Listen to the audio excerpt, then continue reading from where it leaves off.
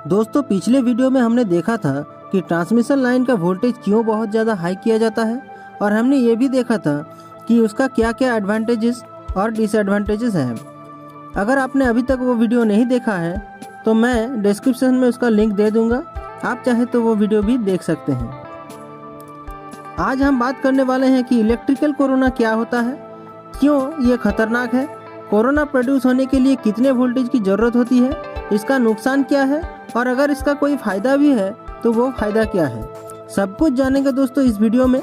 तो वीडियो को अंत तक देखिए और अगर कुछ समझ में ना आए तो कमेंट करके ज़रूर बताइए। दोस्तों आप सभी जानते हैं कि कंडक्टर के अंदर से जब करंट फ्लो करती है तो उसके चारों ओर इलेक्ट्रिक फील्ड प्रोड्यूस होती है और ये इलेक्ट्रिक फील्ड वोल्टेज बढ़ने के साथ साथ और भी ज़्यादा स्ट्रॉन्ग होने लगता है। दोस्तों ट्रांसमिशन लाइन के कंडक्टर यानी वायर हवा में लटका हुआ रहता है और ये हवा एक डाइलेक्ट्रिक मीडियम है। नॉर्मल कंडीशन में हवा के अंदर से करंट फ्लो नहीं कर सकती। ट्रांसमिशन लाइन के वोल्टेज जब बहुत ज़्यादा हाई होती है तो उस तार के आसपास भी बहुत ही स्ट्रॉन्ग इलेक्ट्रिक फील्ड प्रोड्यूस होने लगती है। दोस्तों ये इलेक्ट्रिक फील्ड एक तरह का फोर्स होता है और ये फोर्स हवा में जो एटम्स होते हैं उस पर इफेक्ट करती है। आप सभी जानते हैं कि एटम्स के अंदर यानी न्यूक्लियस में पॉजिटिव चार्ज रहता है और बाहर नेगेटिव चार्ज वाला इलेक्ट्रॉन रहता है और ये न्यूक्लियस इलेक्ट्रॉन को अपनी तरफ खींच कर रखती है।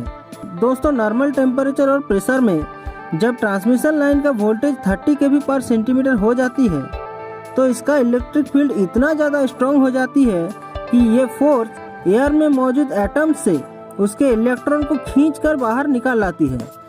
इस तरह से एयर में पॉजिटिव और नेगेटिव चार्ज बनने लगते हैं यानी एयर आयनाइज होने लगती है। इस वजह से एयर का डाई इलेक्ट्रिक ब्रेकडाउन हो जाता है। जब एयर का डाई इलेक्ट्रिक स्ट्रेंथ टूट जाती है तब ये एयर इंसुलेटर की तरह काम नहीं कर पाता है और कंडक्टर के आसपास के एयर के अंदर से करंट फ्लो होने लगती है। इस कंडीशन में कंडक्टर के आसपास एक वायलेट कलर की लाइट प्रोड्यूस होती है जिसे ही इलेक्ट्रिकल कोरोना कहा जाता है। इसके साथ साथ एक नॉइज भी प्रोड्यूस होता है जो आपको हाई वोल्टेज ट्रांसमिशन लाइन के पास जाने पर सुनाई देती है। इसको दोस्तों हमिंग साउंड या हिसिंग साउंड कहते हैं। आप जब भी हाई वोल्टेज ट्रांसमिशन लाइन के पास से गुजरेंगे या उसके पास जाएंगे तो चिड़चिड़ करके एक आवाज़ आपको सुनाई देगा। इसी को दोस्तों हमिंग साउंड या हिसिंग साउंड कहा जाता है। लेकिन अब सवाल यह आता है कि ये कोरोना हमेशा क्यों नहीं दिखाई देते। तो इसके पीछे कुछ कंडीशन है दोस्तों, वो कंडीशन जब सेटिस्फाई होंगे उसी समय हमें कोरोना देखने को मिल सकता है। तो वो कंडीशंस क्या क्या है। पहला कंडीशन है डिसरप्टिव क्रिटिकल वोल्टेज और दूसरा विजुअल क्रिटिकल वोल्टेज। तो डिसरप्टिव क्रिटिकल वोल्टेज और विजुअल क्रिटिकल वोल्टेज क्या होता है उसे एक आसान एग्जाम्पल के माध्यम से समझने की कोशिश करते हैं। जैसे मान लीजिए कि ये एक रॉड है जिसे आप गर्म कर रहे हैं। तो रॉड को गर्म करने के लिए तो बहुत कम टेम्परेचर चाहिए, लेकिन रॉड को लाल होकर ग्लो करने के लिए मतलब आंखों से लाल दिखने के लिए उससे कई ज़्यादा टेम्परेचर की ज़रूरत होती है। ठीक उसी तरह दोस्तों कोरोना शुरू होने के लिए जितनी वोल्टेज की ज़रूरत होती है उसे कहते हैं डिसरप्टिव क्रिटिकल वोल्टेज, लेकिन कोरोना ग्लो दिखने के लिए इससे बहुत ज़्यादा वोल्टेज की ज़रूरत होती है। तो जितने वोल्टेज पर कोरोना ग्लो दिखती है यानी विजुअलाइज होती है उसे कहते हैं विजुअल क्रिटिकल वोल्टेज। यहाँ विजुअल मतलब है दोस्तों आँखों से जो देखा जा सके। तो अगर डिसरप्टिव क्रिटिकल वोल्टेज 30 kV पर सेंटीमीटर हुआ तो विजुअल क्रिटिकल वोल्टेज होगा लगभग 50 से 60 kV पर सेंटीमीटर। दोस्तों इलेक्ट्रिकल व्यू से अगर देखा जाए तो कोरोना एक खतरनाक चीज़ है क्योंकि दोस्तों इसमें पावर का लॉस होता है, इसलिए कोरोना को रोकना बहुत ही जरूरी होता है। अब देख लेते हैं कि किस कंडीशन में कोरोना लॉस ज़्यादा होती है। पहला एटमॉस्फेरिक कंडीशन। दोस्तों कोरोना तभी ज़्यादा दिखाई देगा जब एयर जल्दी आयोनाइज हो जाएगा और ये तब होता है जब एयर में मॉइस्चर ज़्यादा रहता है यानी रेनी सीजन में।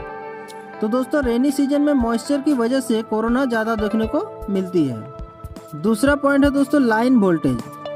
दोस्तों वोल्टेज हाई होने पर कंडक्टर के चारों ओर स्ट्रॉन्ग इलेक्ट्रिक फील्ड बनती है जिससे एयर जल्दी आयोनाइज होने लगती है। इस वजह से कोरोना लॉस भी बढ़ जाती है। तो वोल्टेज ज़्यादा होने से कोरोना लॉस बढ़ती है। तीसरा सरफेस ऑफ कंडक्टर। दोस्तों कंडक्टर अगर पूरा राउंड शेप का और चिकना हुआ तो उसमें कोरोना लॉस बहुत कम होती है, और रफ सरफेस वाला कंडक्टर में ये लॉस बढ़ जाती है। लेकिन पूरा राउंड शेप का कंडक्टर का स्ट्रेंथ ज़्यादा नहीं होती और वो जल्दी टूटने का भी खतरा रहता है। इसलिए हम ट्रांसमिशन लाइन के लिए ACSR कंडक्टर का इस्तेमाल करते हैं, जो मजबूत के साथ साथ फ्लेक्सिबल भी होता है। हमारा चौथा कंडीशन है फ्रीक्वेंसी। दोस्तों, कोरोना लॉस डायरेक्टली प्रोपोर्शनल होता है लाइन फ्रीक्वेंसी से, यानी फ्रीक्वेंसी बढ़ने से कोरोना लॉस भी बढ़ जाती है। अब बात करेंगे कि कोरोना लॉस को कैसे ख़त्म करें। दोस्तों, कोरोना लॉस को पूरी तरह से तो ख़त्म नहीं किया जा सकता, लेकिन हाँ, इसको कम किया जा सकता है। तो कोरोना लॉस को कम करने का पहला स्टेप है या तो दो कंडक्टर के बीच की दूरी को बढ़ा दीजिए या तार के क्रॉस सेक्शनल एरिया को बढ़ा दीजिए। दोस्तों, दो तारों के बीच की दूरी को बढ़ा देने से जो स्ट्रॉन्ग इलेक्ट्रिक फील्ड प्रोड्यूस हो रही थी उसकी स्ट्रेंथ कम हो जाती है, जिससे कोरोना लॉस भी घट जाती है। लेकिन इससे टावर के जो आर्म होते हैं उसको और बड़ा बनाना पड़ेगा, जिससे टावर का कॉस्ट भी बढ़ जाएगी। इसलिए हम दूसरे तरीके का इस्तेमाल करते हैं, यानी कंडक्टर के क्रॉस सेक्शन एरिया को बढ़ा देते हैं, अर्थात तार को मोटा कर देते हैं, जिससे कोरोना लॉस कम हो जाती है। दूसरा condition, reducing the transmission voltage. दोस्तों, ट्रांसमिशन वोल्टेज को अगर रिड्यूस किया जाए यानी कम किया जाए तो कोरोना लॉस भी कम हो जाएगी, क्योंकि दोस्तों कम वोल्टेज पर एयर आयोनाइज भी नहीं होगा और कोरोना भी नहीं बनेगा। लेकिन ट्रांसमिशन वोल्टेज को हम कम नहीं कर सकते, क्योंकि इसके कई सारे डिसएडवांटेजेस हैं। तो इसके लिए हम यूज करते हैं एंटी कोरोना रिंग का। दोस्तों, करंट के स्किन इफेक्ट के लिए करंट सरफेस पर ज़्यादा फ्लो होती है। इसी को ध्यान में रखते हुए एंटी कोरोना रिंग बनाया जाता है। इसके सरफेस को जानबूझकर स्मूथ किया जाता है ताकि जितना भी इलेक्ट्रिकल डिस्चार्ज हो वो इस रिंग पर फैल जाए, जिससे कोरोना लॉस रिड्यूस हो जाए। नेक्स्ट पॉइंट है दोस्तों, बंडलिंग ऑफ कंडक्टर। दोस्तों, 220 kV के ऊपर के वोल्टेज के ट्रांसमिशन लाइन पर हम सिंगल कंडक्टर की जगह 2, 3 या 4 कंडक्टर का इस्तेमाल करते हैं, जिसे बंडलिंग ऑफ कंडक्टर कहा जाता है। सिंगल कंडक्टर की जगह बंडलिंग ऑफ कंडक्टर यूज करने से कोरोना लॉस कम हो जाती है। Using hollow conductor. दोस्तों, हॉलो कंडक्टर की आउटर रेडियस सॉलिड कंडक्टर से ज़्यादा होती है, जिस वजह से हॉलो कंडक्टर में कोरोना लॉस भी कम होती है। अब यहाँ तक तो हमें समझ में आ गया है कि कोरोना की वजह से पावर लॉस होती है, लेकिन इस पावर लॉस होने का क्या कोई फ़ायदा भी हो सकता है? जी हाँ दोस्तों, इसका फ़ायदा भी है, और वो क्या है चलिए देख लेते हैं। एडवांटेजेस। पहला एडवांटेज है दोस्तों ट्रांजिएंट इफेक्ट। दोस्तों, जब लाइटनिंग होती है तो कंडक्टर में वोल्टेज लेवल बहुत ही ज़्यादा बढ़ जाती है, जिसे ट्रांजिएंट इफेक्ट कहा जाता है। तो ये जो हाई वोल्टेज है वो कोरोना की वजह से हीट और लाइट के रूप में फैल जाता है, जिससे कंडक्टर के साथ साथ लाइन में जितने भी इक्विपमेंट लगी होती है वो सब सेफ रहती है। Number 2, virtual conductor. दोस्तों, जैसे कि हमने पहले ही बताया है कि कोरोना के समय जो एयर होता है वो कंडक्टर की तरह काम करती है, जिसे वर्चुअल कंडक्टर कहा जाता है। तो इससे बेसिकली कंडक्टर के क्रॉस सेक्शन एरिया बढ़ जाती है। तो अगर किसी कारणवश ट्रांसमिशन लाइन में करंट लेवल बहुत बढ़ जाती है तो उस कंडीशन में करंट का कुछ भाग एयर में चली जाती है, और जो कंडक्टर है वो हाई करंट की वजह से डैमेज होने से बच जाती है। अब कोरोना के कुछ डिसएडवांटेजेस को भी देख लेते हैं। Number 1, efficiency.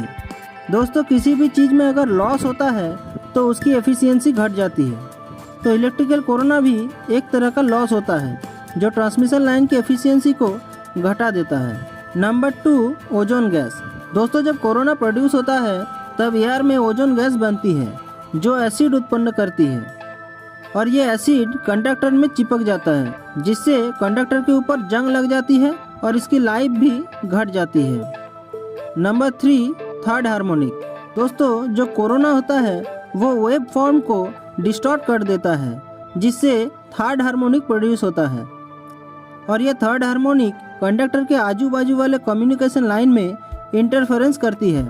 आप शायद जानते होंगे कि पहले बारिश के मौसम में लैंडलाइन पर घड़-घड़ करके आवाज़ आती थी, क्योंकि कम्युनिकेशन लाइन के जो तार है वो पावर लाइन के पोल से होकर ले जाया जाता है, और ये थर्ड हार्मोनिक उसमें डिस्टरबेंस ला देती है। तो इसी वजह से दोस्तों वो घड़-घड़ करके आवाज़ आती थी। तो दोस्तों ये थी इलेक्ट्रिकल कोरोना की पूरी जानकारी। दोस्तों वीडियो पसंद आने पर वीडियो को लाइक जरूर करें और फेयर नॉलेज को जरूर सब्सक्राइब करें। मिलेंगे दोस्तों नेक्स्ट वीडियो में इसी प्रकार के कोई इंटरेस्टिंग टॉपिक के साथ। तब तक के लिए गुड बाय।